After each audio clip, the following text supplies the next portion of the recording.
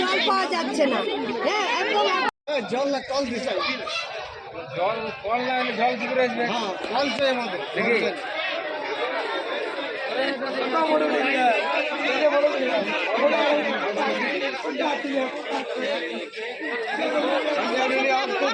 জল দিন না বাবা, কি দরকার অত কায়দা না করি, জল তো দিন না, আমাদের জলের দরকার।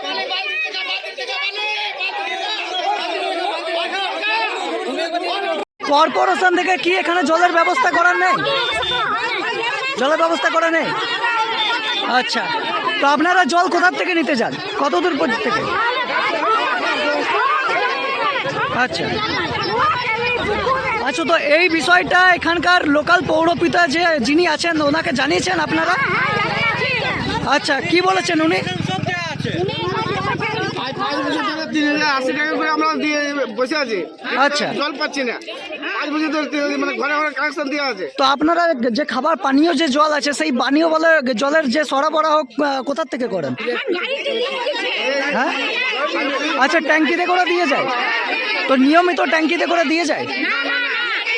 দিয়ে যায় না? আচ্ছা, তো এখন যে আপনারা এই যে বিক্ষোভটা করছেন, এই বিক্ষোভটা কিসের জন্য? মানে সবাই লাইন দিয়ে দেখুন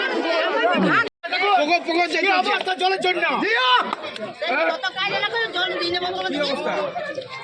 আচ্ছা, এই বালতি নিয়ে কোথায় যাচ্ছেন? পুকুর?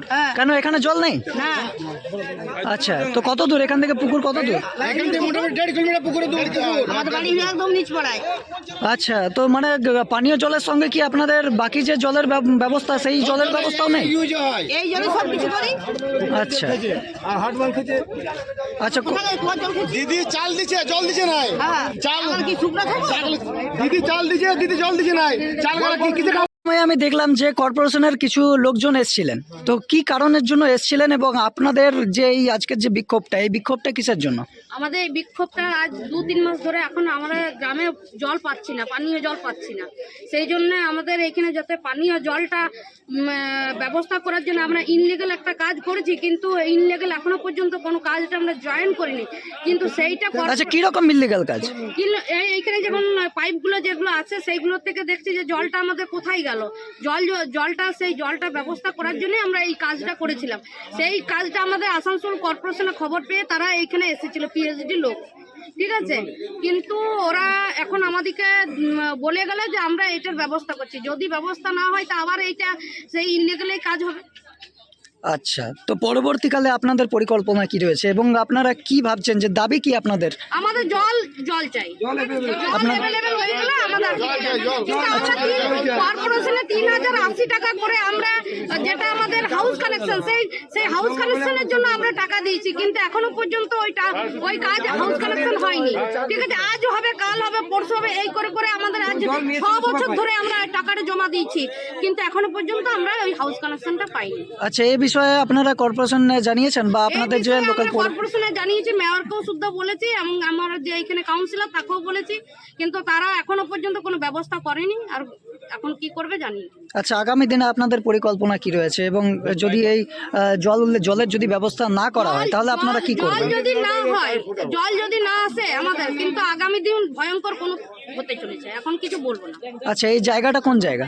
এই জায়গাটা হচ্ছে জগদ্দি গ্রাম। আচ্ছা, 58 নম্বর ওয়ার্ড, 119 নম্বর বুথ। আচ্ছা, আপনার পরিচয়? আমার নাম আন্না মাঝি, আমি জগদ্দিতে। আচ্ছা, দিদিকে চালা দিয়ে দরকার, দিদিকে জল দিয়ে দরকার, না দিলে ভোট আমাদের বয়কট। 58 নম্বর ওয়ার্ড ভোট বয়কট, ভোট আমরা বয়কট করে দিব, আমরা বয়কট করে দিব। 58 নম্বর ওয়ার্ড ভোট বয়কট করে দিবে। কোন নেতা মন্ত্রী কে আসবে আমরা দেখে নিব, বুঝে নিব।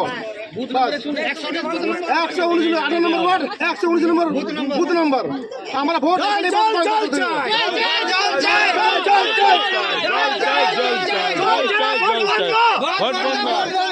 বয়কট।